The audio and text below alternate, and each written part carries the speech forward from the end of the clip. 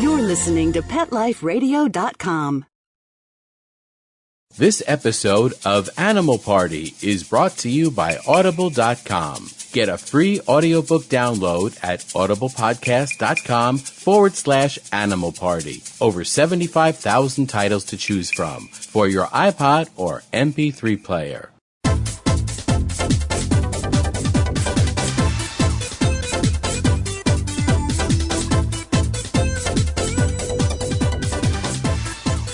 Hello! Welcome to the Animal Party with Deborah Wolfe on Pet Life Radio. It's good to be back, and it's good to be doing a show today. I'm solo today, flying solo, interviewing myself. So that means I get to decide everything we talk about today, which is great for me. It's been a while since I've been on air, and we have a ton of news. So I'm going to start with the juicy bits. I'm going to talk about Pamela Anderson, and yes, she has juicy bits. I want to talk about her, but I'm not going to talk about her right away. I'm going to talk about her right when we come back from the sponsors. In the meantime, I'll tell you that there's been a lot of news about the rodeo, and that kind of makes me think of Pamela Anderson also, because 2 or 3 years ago, she was a big part of a protest here which changed the Cloverdale Rodeo, which is the one outside Vancouver, and made them take out, in a response to public pressure, they took out all the events that were timed with babies and a couple other events where there were high casualties. So there are people in the rodeo world that think it's an emasculated rodeo and that it's a shame that these changes happen. But there are lots of people in the public who think it's a good thing because there will be less death and less injury and less trauma to baby animals at the Cloverdale Rodeo. And the sales of the tickets show that it was a good decision for the rodeo, even though perhaps the diehard rodeo people are not as thrilled by the way it's turned out. Now, I wonder if the Stampede's going to go the same way, because last weekend, North America's largest rodeo, the Calgary Stampede, was on, and they actually had terrible weather. And they did, to their credit, stop the chuck wagon races for the first time since the 1920s because of the poor track conditions. But before that happened, 4 horses were killed and 2 others total during the stampede. Most years, none are killed. So 6 horses died and a rider was injured. And there's a lot of talk of changes to the rodeo world right now.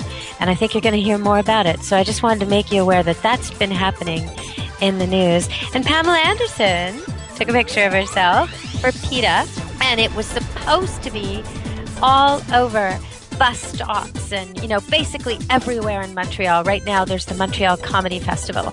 And so the streets are alive with people pulling gags and film crews and live concerts and live entertainment things, and everything's just very exciting there. And so she was supposed to be in a bikini, plastered all over the place to make her message known for Peta, and that didn't happen. So I want to go to commercial break. We're just going to hear some words from our sponsors, and then we're going to come back to the party, and I'm going to tell you about Pamela Anderson and what's going on with her, but I'm also going to tell you some things I want to tell you for the summer, how to stay safe, how to be good to your pets during the summer, and what you need to know about the heat and water and trucks and cars and bugs and first aid and opening up the cottage or cabin for the first time, stuff you really need to know to have a safe vacation and a safe summer. And I'm also going to tell you, just in case you're a surfer or a swimmer who likes the ocean, try and guess what you think the moon has to do with being safe from sharks. I'll tell you before the end of the show.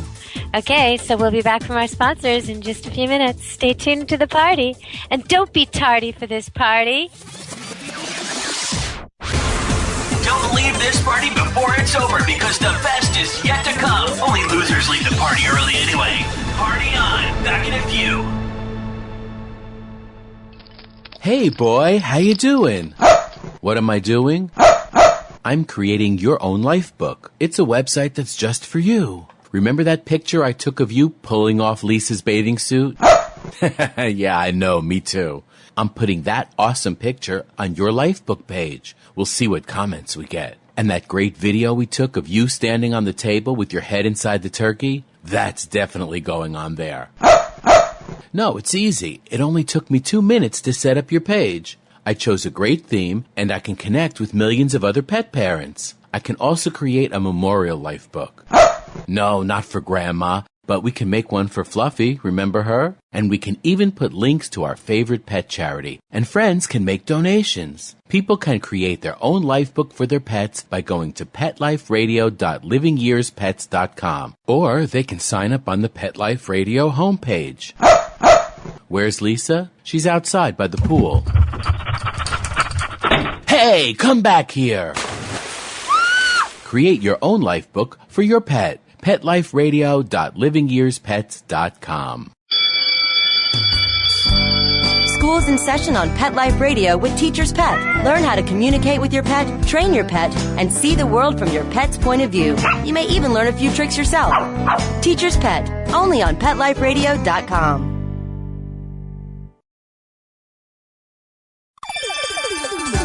Let's Talk Pets on PetLifeRadio.com.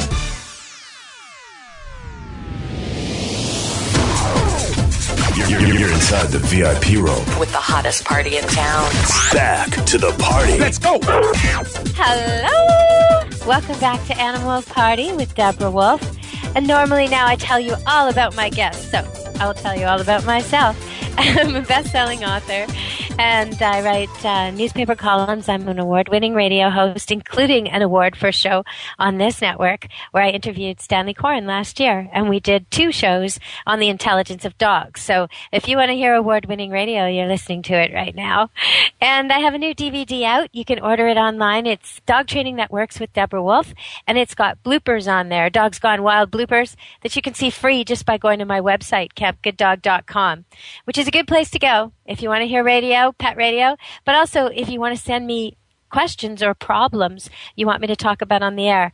Please put the subject heading so I recognize it. Put the subject heading Animal Party and then dog problem or a cat problem, and then I'll answer you right away with an email. But I'll also keep what I answer and your question to do on the air so you can listen to it later. All right, so don't be tardy for this party. That comes from The Real Housewives of Atlanta. And I got that and I thought, ooh, that's a good lyric for my show. I'm going to keep that one. All right, so we're back at the party, and I was telling you about Pamela Anderson. Now, she's a longtime friend of animals and Peta supporter, and every once in a while she uses her celebrity weight to make a big statement, and so that's what she did. And she let them take a picture of her in a bikini. And it's not a terribly provocative pose, I got to say. It's just a normal kind of pose that you see models in all the time, or that you would maybe have on the beach if you were normally looking at the sun, but instead she's looking to camera. And if you wanted to see it yourself, you could just Google it and look it up. Pamela Anderson, Peta, maybe type in July 2010 poster or something like that, or Montreal, and you'd probably get a look at it. But she says, you know, she did it because she wants people to understand about animals. And the people in Montreal, the government in Montreal is saying this poster cannot be displayed in public places, that it's sexist, that it offends women. And what it is her sitting there like this, looking very beautiful, with zigzag lines all over her body, marking off the sections of her body, just the way a cow or a lamb or a sheep or a pig would be marked. It's, you know, one line above her ankle, and then it says feet, and another line above her knee, and there it says leg, and round, and rump, and ribs, and breast, and shoulder. Now, none of her privates are showing. This is not a very provocative picture, to my mind. And it's interesting that they've decided to not allow this. So public places like restaurants are agreeing to show it. So you can see it, and you certainly can see it online. She says that she did it because she wants people to know about the sisters under the skin, the most exploited animals in the meat business, the females. And when I read that, I was really puzzled by that, and I want to have her on my show. I would love it if she contacted me, because I would love to talk with her. I'd love her to come to this party and tell me everything she wants to tell me about animals and what she believes, including this, sisters under the skin. Because it used to be that when I thought ahead and thought, well, okay, if I were to die and come back as an animal, what animal would I want to be? No matter what species it was, I usually came up with the idea that a female was better.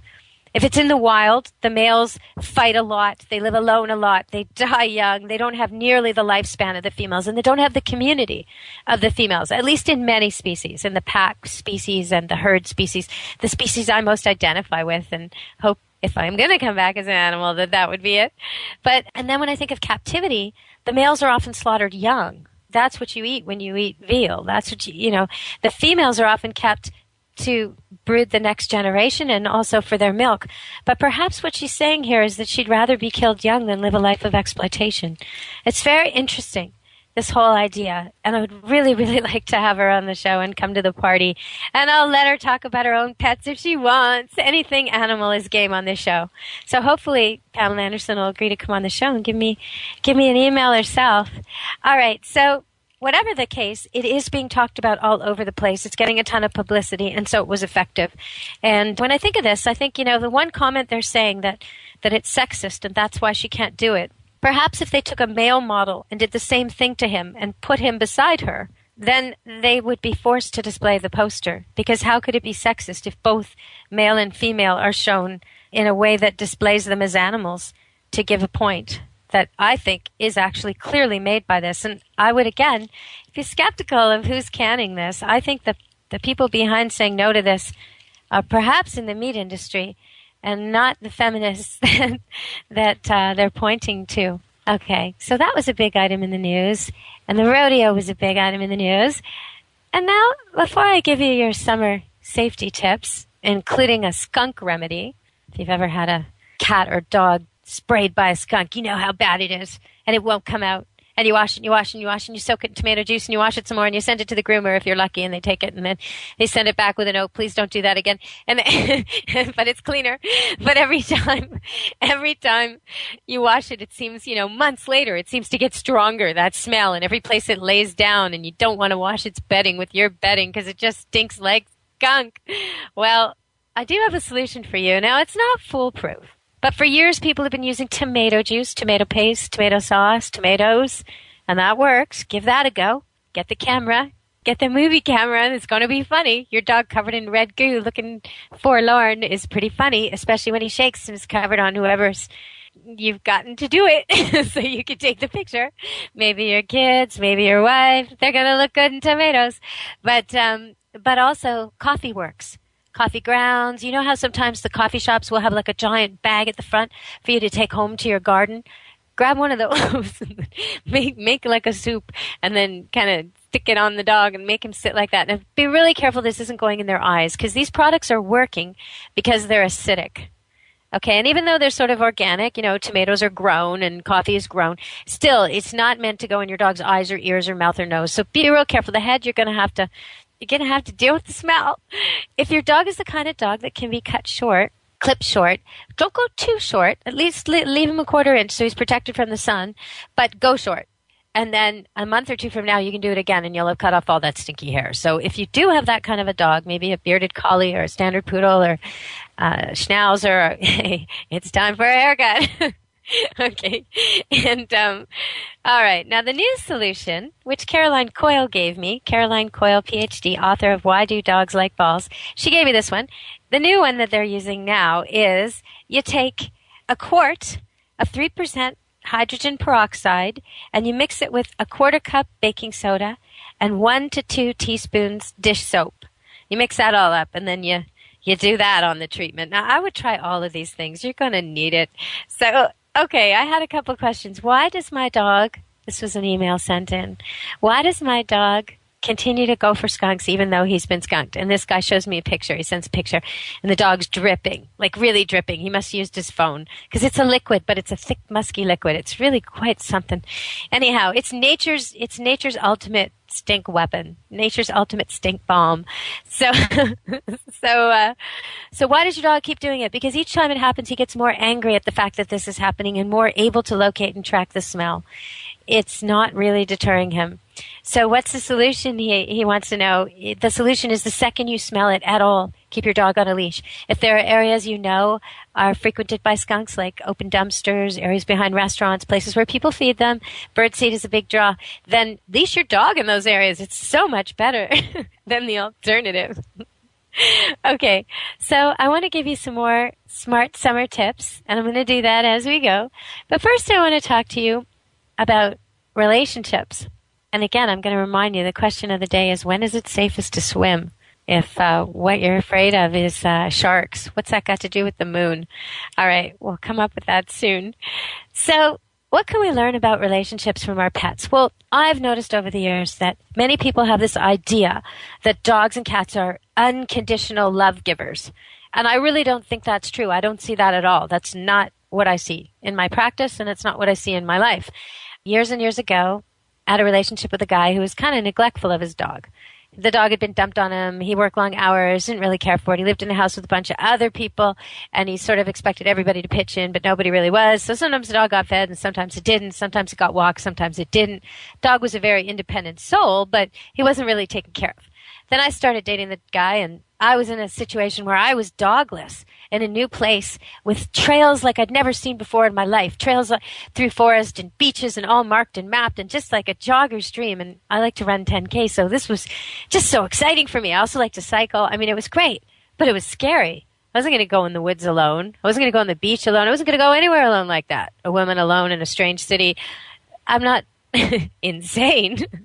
But I didn't know anyone to ask, and I didn't really want to compromise my pace, my direction, my destination, when I go, when I don't go, what I do, how fast I go, to someone else's whim. So I met this guy, I met this dog, and right away I started, picking him up, and the dog, not the guy, and taking him out for walks and runs, and soon we just went everywhere. We run and jog, and okay, so when we broke up, me and the guy, the dog started escaping and coming to my house. And this kept happening and happening. And finally, the guy, exasperated, gave the dog away to a place that was so far away. And still, far away, like an hour drive, 45-minute drive. And still, the dog somehow escaped, swam this huge river, or we don't know how he traversed it, actually. Giant traffic bridge like the bridge in San Francisco. Maybe he hitched a ride. Maybe he walked the bridge at night on the sidewalk. Maybe he went through the river. We don't know. But somehow he made it home a few days later. And that's the only... I saw him show up at my driveway in the morning. I opened my door to go to work, and there he was on my doorstep. And I called my ex and said, "What's he doing here?" And he said, "I don't know. I drove him really far this time. I gave him away to a friend's dad." So in the end, the dog chose me. And he didn't do that just because. He did that because I was meeting his needs. And I think in a lot of ways, we don't get that. Another thing that I noticed when I read this study, and I'm going to read it to you in a second, and that rang true for me, is that they talk about how people accept pets for how they are. And I really notice that. When I go around touring and I, take questions on the microphone and people put up their hand and they have this dog at their feet trembling and whittling itself or attacking everything in sight with a muzzle on or yanking their arm off trying to jump up on them and everybody else and steal food and they get on the mic and they say, "My dog Angel is so great and we love her so much and she's so perfect," and they go on and on and on about how great she is. And then, and I'm always waiting for this, but here it comes. And then they tell me what what the reality is, okay? She barks at everybody, hates people, won't listen, destroys the house, pees inside, like you name it, right? And it'll be one of these. So I think that's really funny. If our spouse or our child was like that, we would never be so accepting. And so that's what this study shows. I'm just going to highlight a little bit of it and then go to the commercial. We'll come back for the rest, and then I'm going to give you your summer safety tips. So it's by Suzanne Phillips and Diane Kane. And they did this research and studies, and what they came up with is that most pets are loved in a way that makes us minimize or even deny the reality that they definitely have demands we simply accept. Some will only eat certain food. Many wake people in the middle of the night. Most get sick on the rug. Some eat furniture, and a vast majority end up on the bed, no matter what anyone says. And they talk about how people, when they go into counseling, they say things like, "I only wish she was as affectionate with me as with our dog." Or another one, "You should hear him speak to this animal. He never speaks to me that way." Okay, so you get what you give is the conclusion of this study. And what they're saying is with animals, we have a different attitude. For example, when we greet our animals, no matter how you feel or what mood you're in, you always greet your pet. Big hello, lots of display, affection, touch, attention. Okay, when does that happen for your boyfriend, your girlfriend, your husband, your wife? Not. It doesn't. It just doesn't. Once in a while, maybe, on your anniversary, perhaps. Okay, so, but, part of that is the fact that no matter what you're doing, no matter what's happened before, the pet's in that mode too. The second they see you, they're not going to say, hey, did you pay the hydro bill? Or did you pick up the milk? They're going to greet you too. So it's a mutual thing. So we have to all try this. Okay, so the next one is expectations. We don't expect very much from them, right? Whereas with people, we sure do. So it says with pets, maybe it's your lack of expectation that makes the difference. You probably rarely predict that your pet will be angry if you are late. As a result, you don't head home defensively angry in preparation for the reaction you expect to face. That's right. You head home going, oh, he's going to really want to see me now. He's going to be so excited to see me. You don't say, oh, he's going to be mad at me. All right. Unless you're really late, and then you probably accept that because it's your pet. Okay, so holding grudges. We forgive pets. We come home and we see that the dog's whittled and we know we're late and we go, well, you know what? It's my fault I was late. We don't go, you did that because you're mad at me because I wasn't talking to your mother nicely last week. So what they say here is when you do return home to find that your cats have redirected the room with shreds of every tissue they could find, or the dog has eaten some of the mail, you may well react with a choice expletive, but you are not likely to hold a grudge. You are still going to be petting and talking to Thor the next day. Okay, so assuming the best. With pets, there's a natural tendency to forgive pets their trespasses. After all, the dog wasn't trying to torture you by eating the mail. And you understand that, but with people, we don't give them that kind of benefit of the doubt. And then acceptance. And this is really a tricky one. I'm going to come back to this after the break, and then we'll do all our summer safety tips. This one's a bit weird. It's a bit hard to figure out on this one. So we'll come back and we'll talk about acceptance. The one other thing we can copy from the way we act with our pets to make our boyfriends and girlfriends and kids love us more, get along better. All right, and then I'm going to tell you how to keep everybody safe and happy this summer. So stay tuned. We're off to commercials and then come back to this party. We'll party hardy right after the break.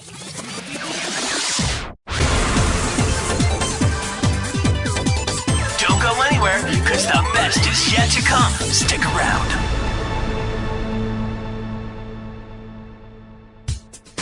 Hey, love to read, but just never seem to have enough time to sit in one place long enough? For all of us on-the-go people, Audible has the answer. Best-selling audiobooks for your iPod or MP3 player. For Pet Life Radio listeners, Audible is offering a free audiobook download with a free 14-day trial to give you a chance to check out their service. Choose from hundreds of today's bestsellers, including awesome pet books, such as Bad Dogs Have More Fun by Marley and Me author John Grogan, Love That Cat by Ingrid Newkirk, It's Okay to Miss the Bed on the First Jump, and Other Life Lessons I Learned from Dogs by Seinfeld's John O'Hurley, and many, many more. To download your free audiobook today, go to audiblepodcast.com/Animal Party. Again, that's audiblepodcast.com/Animal Party for your free audiobook. Greetings, human. What planet am I on? Welcome to Pet Planet. Here's a copy of Pet Planet Magazine, Florida's most informative and fun pet resource magazine. It features heartwarming stories and informative articles from local and national pet experts. Excellent. Pet Planet Magazine offers Operation Planet Rescue, helping rescued pets find new homes. And it's available at 500 locations in South and Central Florida and 24/7 on the internet at petplanetmagazine.com. If you're out and about with your pet, you may be featured in Paparazzi, candid pictures of you and your pet. For up-to-date pet-friendly events, activities, and pet-related services and products, Pet Planet Magazine is your final destination. I shall take this magazine home with me. Back to your home planet? No, to my condo in Boca. Pet Planet Magazine. Check them out at www.petplanetmagazine.com or 352-394-8578. It's out of this world.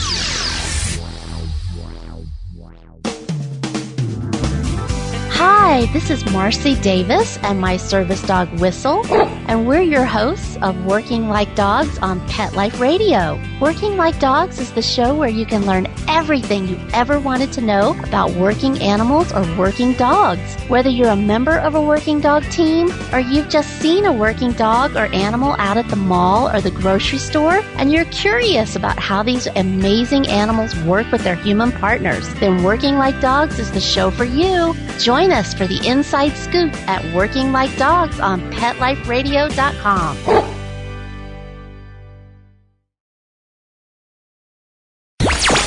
talk pets Let's talk pets on Pet Life Radio. Pet Life Radio. PetLifeRadio.com.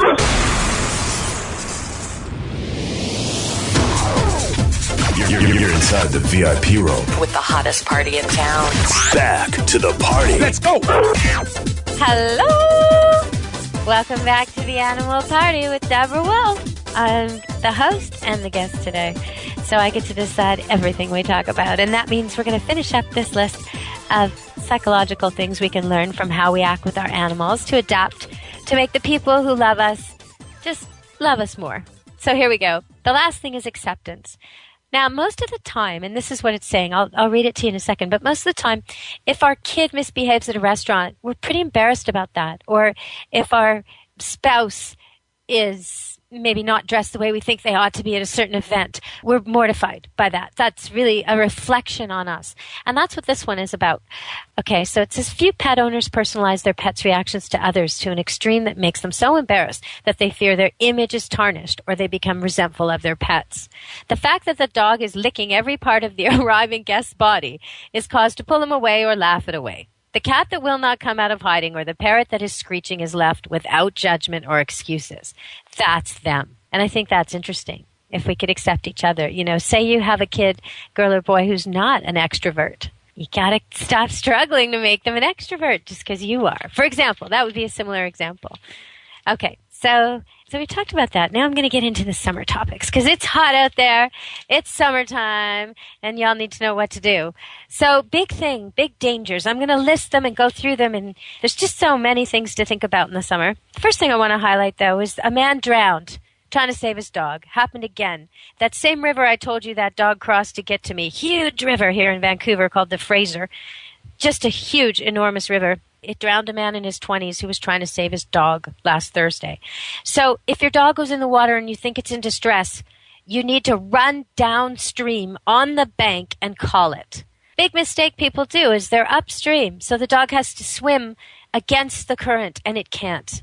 It doesn't know, if it hasn't been to the river many times, if it hasn't sussed out the current in weaker parts with a leash on it, with you showing it properly how to figure this out. If it isn't a water dog and it doesn't have a lot of water experience, it's not going to know this. So you standing there calling it against the current is going to make it actually try to do the impossible. And the same is true of your family. If you've got a whole group of people standing there on the bank calling it, run so that the dog will drift towards you and with a minimum of swimming can just get to the bank. And be ready to catch him. Be secure. Have towels ready. Be ready. Because it's going to be fast. It's going to be hard to grab. Really hard to grab. So if you're boating with your dogs this summer, if you're boating anytime, put a life jacket on them. It seems like a silly thing, okay? It does. Like, why would my dog need a life jacket? He can swim, can't he? Well, yeah, but so can people. We wear them because if you get bashed in the head with the mast or you have a seizure or something, if you have an accident, everybody's going to get hit and hurt and unconscious or semi-conscious, and the dog's going to sink. So what you really need is a life jacket, the kind with the handle on the back that's specially made for pets. Then no matter what happens, you can just use a pole. Anybody can rescue your dog with a pole. Just loop it in the loop and lift him onto shore, and at least he's not going to be lost at sea when everything else is happening. And, you know, even though I'm going to go through some more safety tips for the hot weather, while we're on this, I'm going to touch on the car safety. Because a lot of people think their dog's safe in the front seat beside them, and he's not. He's not safe in the back of a truck either. There are products you can buy, seat belts, that are safe. So if you want your dog beside you, go for it. But then get the seat belt.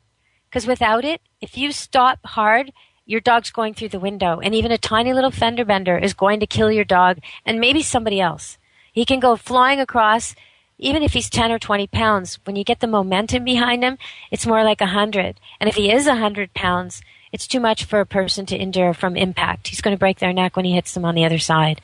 So you really have to think about this. There have been some horrible accidents. I don't want to see dogs in the back of trucks anymore, and I don't want to see them loose inside vehicles. They should be in the back somewhere, nicely secured. Or if you want to ride with them like a person, then get them a seatbelt. If you really want to go all the way with that shtick that they're a person who deserves the seat beside you, well, then they deserve a seatbelt too. Okay? So go for that.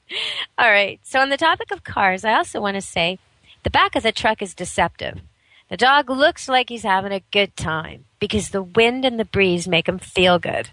But he's hot. He's fully exposed to the sun and the heat. So he's degrees away from sunstroke. Now, he's not as bad off as a dog locked in a hot car, even with the window cracked. That dog's way worse off.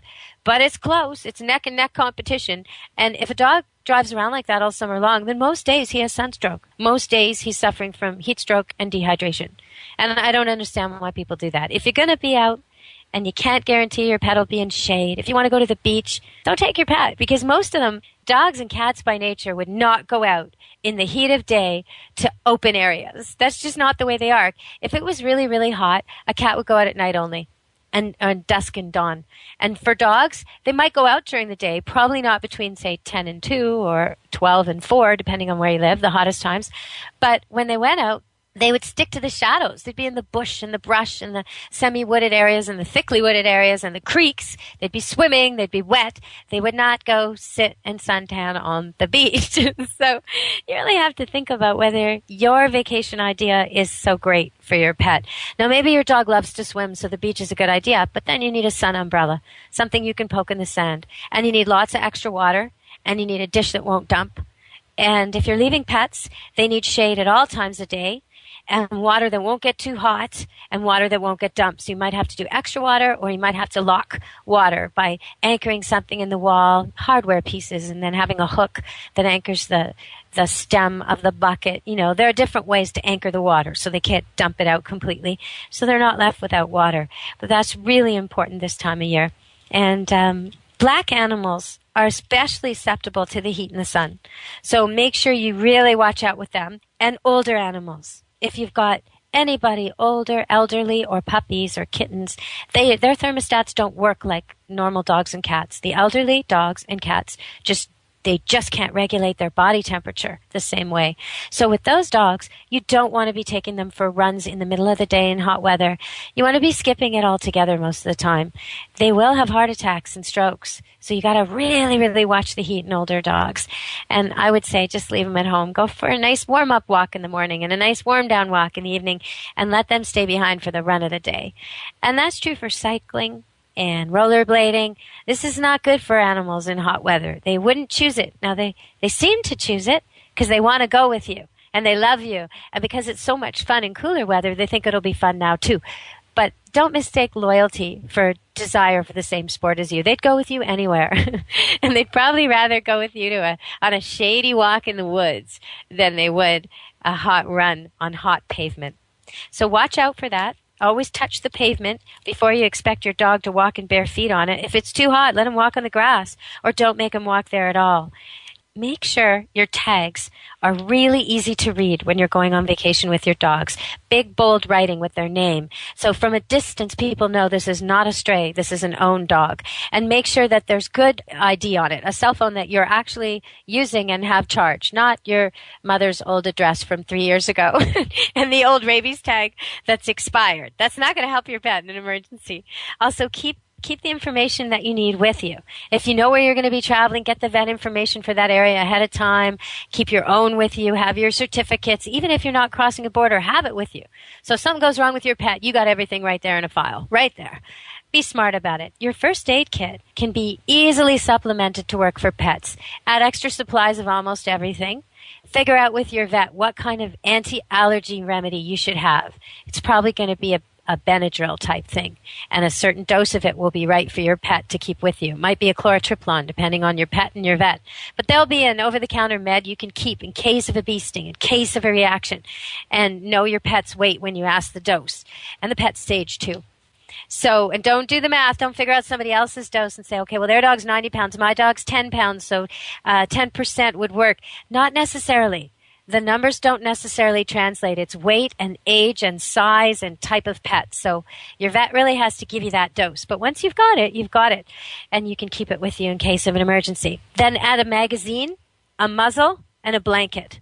The magazine, you can roll it up and use it as a splint if you need it. The muzzle is because any pet, no matter how loving, might bite when injured. So you want to have a muzzle with you. And the blanket is because most pets, even a big mastiff with a bunch of people, can be carried in a blanket like a stretcher.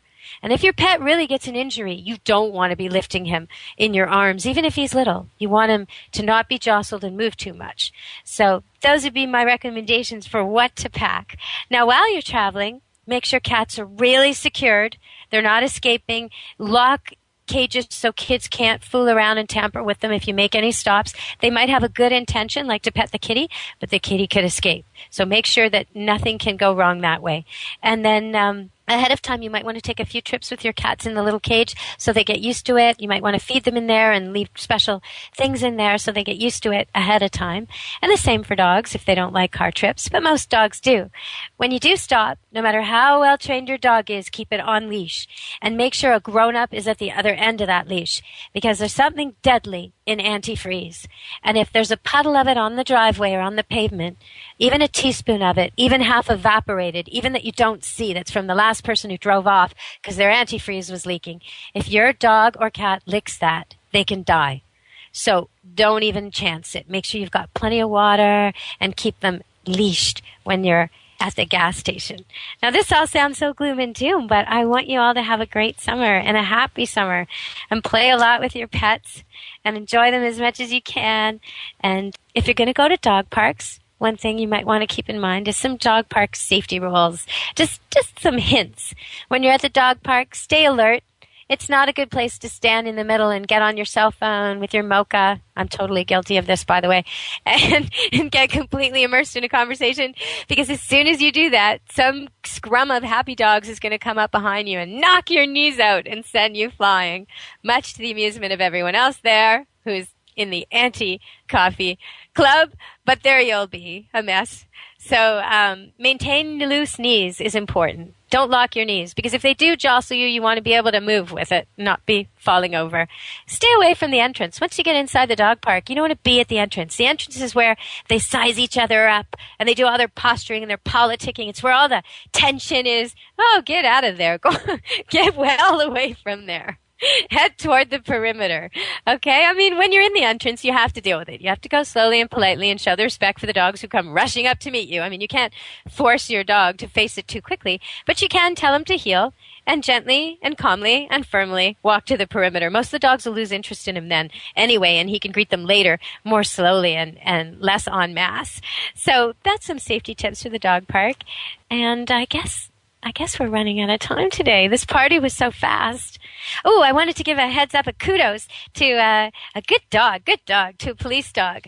I just wanted to point out, sometimes people think that money is wasted on animals in service. And this is yet again an example of the police dog getting the job done when there's no way a human would have. So these police go to investigate this crime. They go to investigate what they think is an illegal grow-up on an acreage, which happens to be near me. And they go there in a neighborhood near mine in the country. So it's really near, you would never suspect this. And just a stone's throw from a school where kids go by all the time. Okay, so the police go to investigate, and they would have just looked for the grow-up. They would have just looked for signs of that.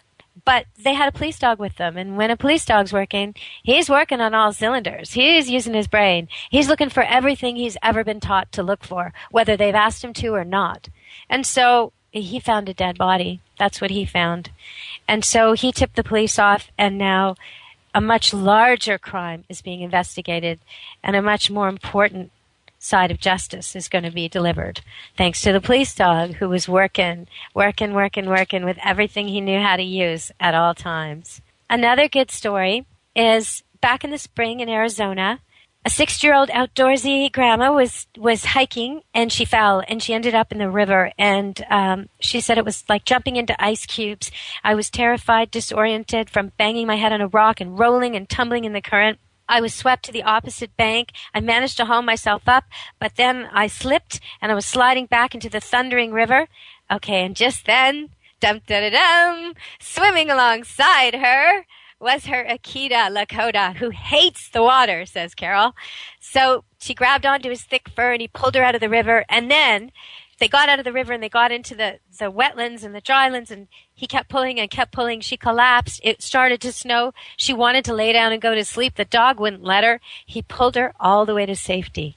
So we talked about, giving to them and that they're not so unconditional. But the thing is, when you give them what they need, and they don't demand much, our pets, when you give them what they need, they give back so much more. They give back tenfold. So that was a great summer story this year to end on with a nice rescue. If your dog falls in the water, don't try to jump in after it. Go downstream and call it out.